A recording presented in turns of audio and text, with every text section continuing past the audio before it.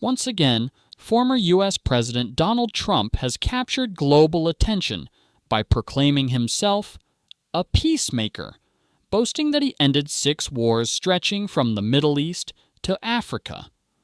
On the surface, his claim suggests he reshaped the geopolitical landscape from Iran and Israel, Rwanda and Congo, India and Pakistan, Serbia and Kosovo, to Cambodia, Thailand, Egypt, and Ethiopia.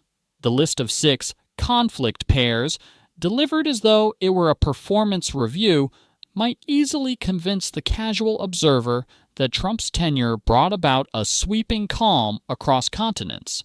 Yet, peeling back the layers reveals a starkly different reality.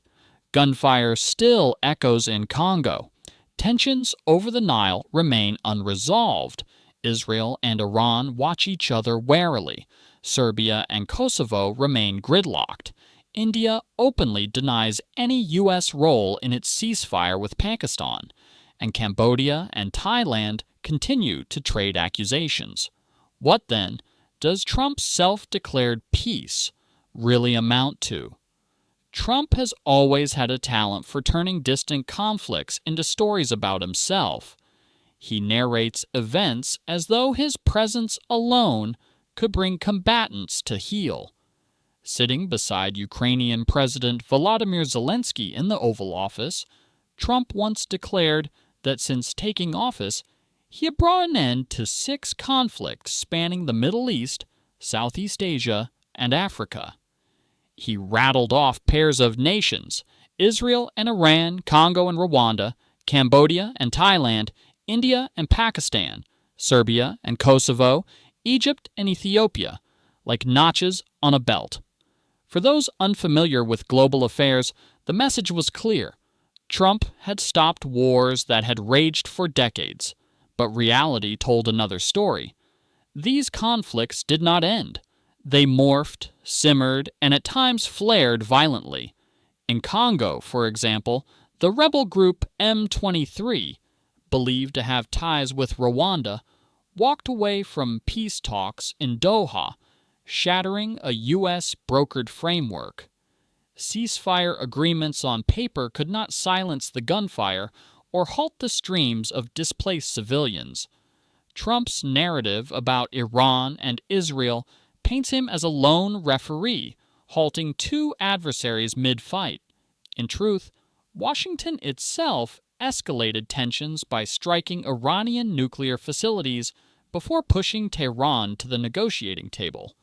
What followed was not a peace deal, but a fragile pause, driven by overwhelming U.S. military pressure.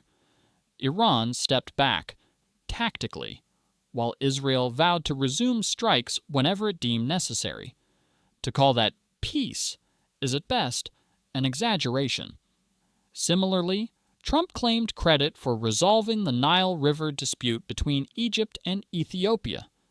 Yet under his mediation, U.S. aid to Ethiopia was cut, and he even joked, half seriously, that Egypt could blow up the dam if dissatisfied.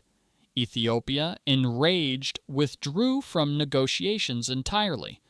There was never a peace agreement, yet Trump now lists this as one of his great diplomatic achievements. India flatly rejected Trump's assertions of U.S. involvement in its ceasefire with Pakistan. Prime Minister Modi made clear that Washington played no role. Pakistan, more tactically polite, offered words of thanks and even floated Trump for the Nobel Peace Prize.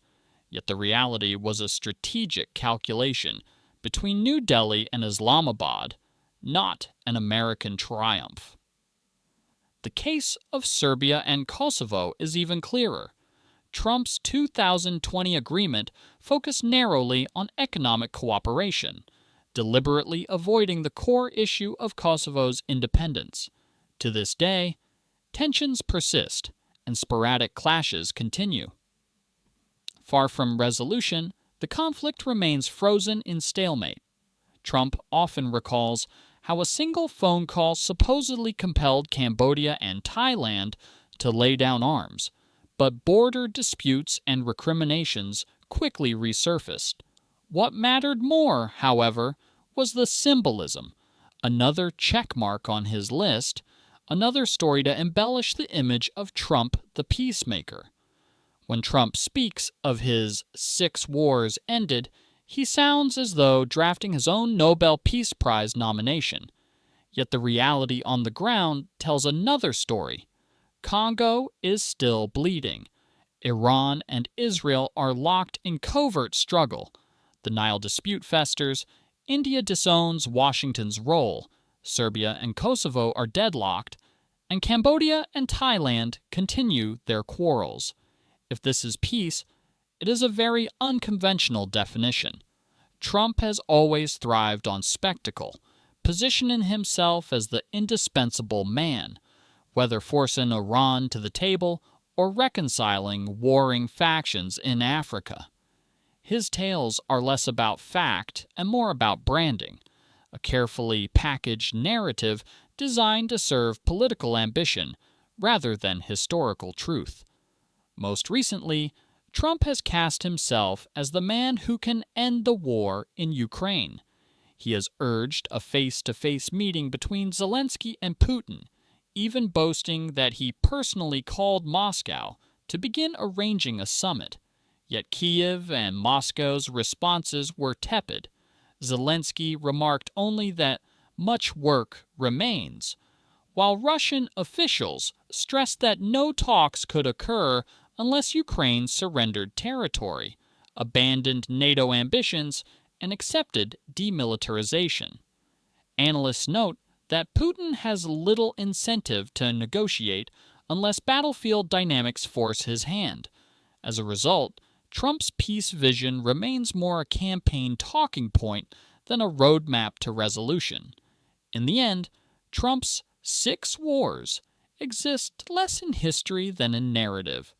Behind the photo ops, soaring rhetoric, and social media posts lies a world still riven by conflict. The Nile remains a flashpoint. Congolese civilians still flee violence. Israel and Iran remain hostile, and Ukraine continues to fight for survival. For Trump, these conflicts serve as props on a personal stage, reinforcing his brand as the man who brings peace. But the true script, the wars themselves, still unfolds, with blood, loss, and uncertainty.